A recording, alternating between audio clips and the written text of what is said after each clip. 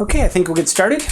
So today we're going to talk about the Arrhenius equation, and this is a very important and simple empirical equation that will capture the temperature dependence of the rate constant. So we've been talking about the reaction rate, we've been talking about the rate constant. When we say constant, it means it's constant in terms of the dependence on the concentrations of the reactants, or reactants and products if it's a more elaborate equation, a rate equation, but we're always taking the rate constant to be constant under those conditions. But within the rate constant is the parameter of temperature and other things, and so the most simple empirical equation that helps us capture that is this Arrhenius equation. So the basic idea is that if we have an energy scale here, and let's be careful and talk about what this is. This is called the reaction coordinate. And what exactly is that? It's not a coordinate like position X, but it is a measure of how far of the reaction proceeding from reactants, the state of just reactants, all the way to the state of just products. And so when we're over here with just reactants, we have a particular state of the system that we'll just label as reactants. And when we're way over here as products, we will have product.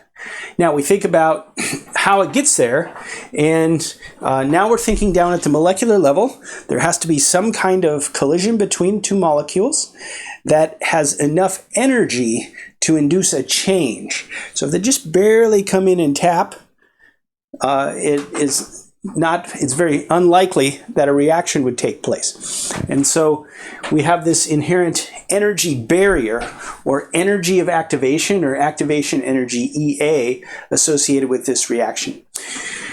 Then the difference between the reactants and the products, this is a little bit not quite right, but loosely speaking here, this difference is the delta G standard for this reaction. And so this could be quite product favored, as I've drawn it here, and yet the reaction could go very slowly because it takes a lot of energy to get up over this hump. So it would be only those particularly really violent collisions that cause this reaction. Well, the Arrhenius equation captures this with two simple parameters and then temperature. So there's this prefactor A, which is called the frequency factor, or sometimes Arrhenius prefactor. And this accounts for all sorts of various things. So it's just a fudge factor. One of the things is the geometry of the collision. So two molecules come together like this might be favorable for a reaction, but if they come together like this, might be very unfavorable for the reaction. Then there's other things like solvent-mediated effects and all sorts of other things that might impact the behavior of this reaction. And that's included in the A. And then, of course, the EA is this activation energy. And then we have R being the gas constant.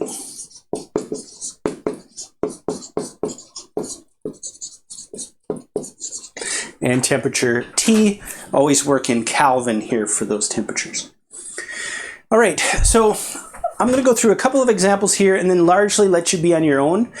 So I would definitely pause your way through this video series, spend some time with your general chemistry book, whichever one you have. There'll be a nice section on the Arrhenius equation, and work the problems in that so that you really have a good feel for this.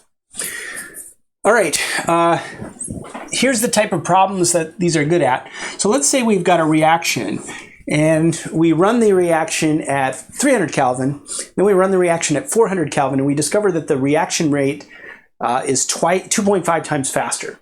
So the velocity of the reaction at the higher temperature faster than the lower temperature. This is typically true. And so let's try to calculate this activation energy. And so this would be the EA sitting up here in the Arrhenius equation. Well, let's take what's given to us. Our ratio of reactance rates, that's what it means to be 2.5 times faster at 400 than 300. Then our velocity at 400 divided by our velocity at 300 is 2.5. But let's also write out what this is. So this is going to be K times, and I'm just generically putting reactants here. probably a power law, and it could be of any type, because what's really nice is that the temperature won't affect that behavior, at least for most reactions.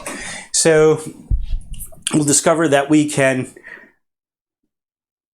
cancel the concentration dependence of the reaction, which is great, because then the reaction rate itself is simply a ratio of the rate constants. So that means the 2.5 equals the ratio of rate constants. Now we can use the Arrhenius equation to plug in for that. And what's nice here is we can cancel that fudge factor. So you'll do some problems in your book where it actually calculates the value of A, which certainly is important. But I think the more directly important thing is this activation energy. And so if you do this ratios of different temperatures, you can cancel that. Now, is that perfectly true all the time?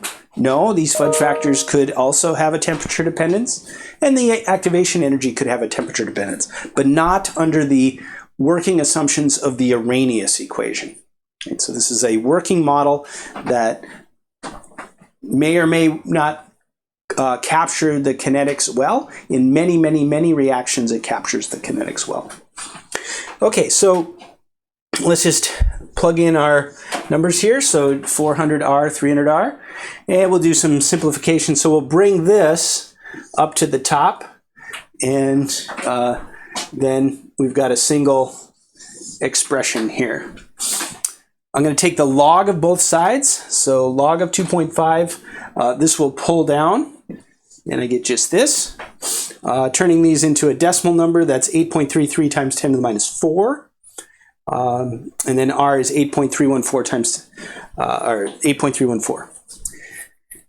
Now let's just solve for E, and we get this in joules per mole. So this is a per molar energy.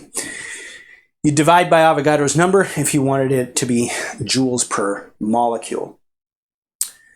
All right, so we see a positive activation energy, which will always be the case.